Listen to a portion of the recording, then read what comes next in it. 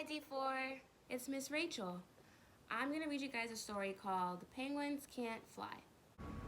Written by Catherine Sully. Illustrated by Rebecca Elliott. Once, there were two little penguin chicks. Their eggs had hatched on the same day, and they knew each other's names, Quentin and Billy. When they were baby chicks, they played together. They played peekaboo and called each other silly names, like Tintin and Chilly Billy.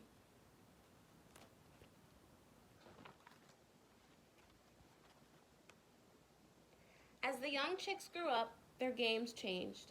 Billy liked playing hide and seek, but it was a bit rough for Quentin. Quentin liked building with ice bricks, but it was too dull for Billy. Though they did make a den together once. You see, the two little penguins were quite different.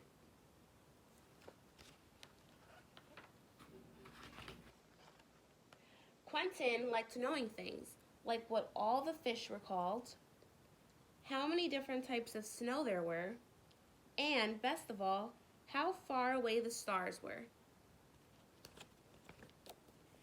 Billy loved doing things like skating down steep slopes, hurling snowballs, and doing belly flops along the ice. In fact, Billy was always getting into trouble.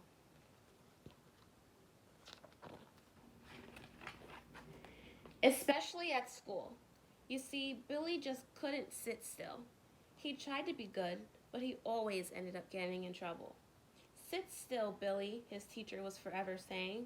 How are you ever going to look after an egg when you're older if you can't learn to sit still? One particular morning, Billy fidgeted so much that the teacher scolded him again.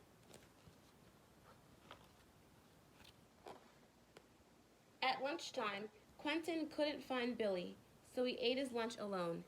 He was gazing at the clouds when some gulls flew past. "Hello," squawked one gull. "What are you looking at?" "I'm looking at the clouds," replied Quentin. "I think we're in for a snowstorm." "A snowstorm?" squawked the gull. "Yes," said Quentin. "It's not good weather for birds." "How would you know?" asked the other gull. "You're not a real bird."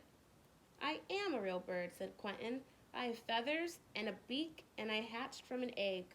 "Ah," squawked the gull, "but you can't fly, can you?" Before Quentin could think of a reply, the gull had swooped down and stolen his lunch.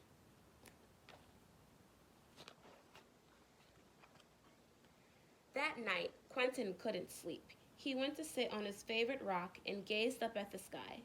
Through a tiny gap in the clouds, he could see some stars twinkling. "I'll never be able to reach you," he told the stars, quietly, "because I'm a bird that can't fly."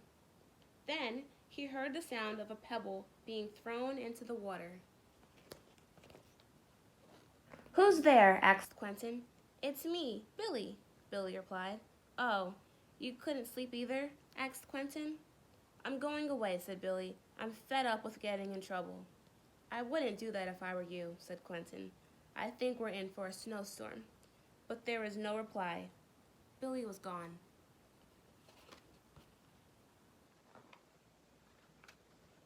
Quentin was right.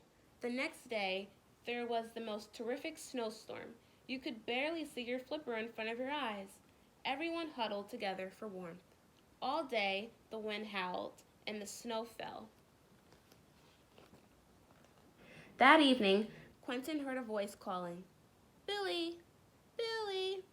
It was Billy's mom. Have you seen Billy? No one knew where he could be, except for Quentin.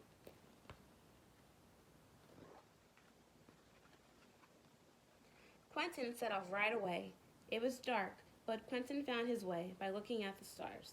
At last, he came to the den that he and Billy had built when they were chicks. "Billy, are you there?" asked Quentin. "Yes," shivered Billy. "Your mom's worried about you," said Quentin. "Is she?" asked Billy. "Okay, I'll come home."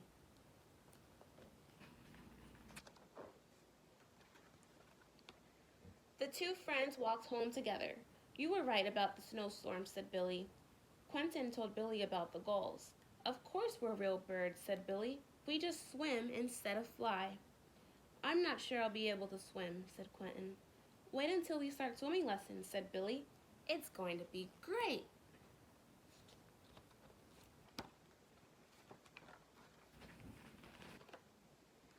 Quentin didn't have to wait very long. That week at school, they practiced lining up, hopping, skimming, and twisting on the ice. Billy had a great time and didn't get into any trouble. Once. In fact, the teacher said, "Well done, Billy," several times.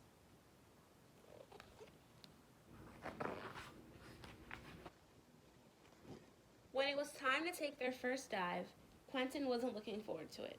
"Don't worry," said Billy. "It's going to be great."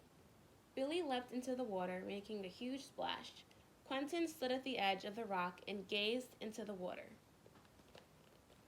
Just then, Billy shot back out of the water. "Wow, Tintin," he said. "You're going to love the amazing fish down here." "Oh, but I don't think I can," started Quentin. Just then, Billy shot back out of the water onto the ice. "Wow, Tintin," he said. "You won't believe the amazing fish and weird stuff there is down there." "Really?" asked Quentin. "Yes. I don't know any of the names," said Billy, "but you will." "Oh, but I don't think I can," started Quentin, but it was too late. Billy took hold of his flipper and together they splashed into the sea. And Quentin flew under the water, and Billy was right. What an amazing sight!